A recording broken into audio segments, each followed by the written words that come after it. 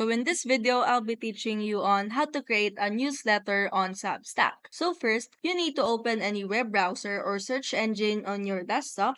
And in this case, I'm using Google Chrome. And after that, you need to utilize your search bar for you to able to search for substack.com. And after you search that one, you should access your account by entering your credentials. And once you access your account, you will see this page. And for you to able to create a newsletter, you just have to go to the dashboard section. Once you click on that one, you will redirect to this page wherein you could actually add a new post. Just click on the new post button and click the text post. So once you click on that one, you'll be able to create your newsletter right here, which is you could actually put some title, your subtitle, and you could also start writing and publish this one. So if you find this video helpful, don't forget to smash that like button and subscribe so you never miss a new video.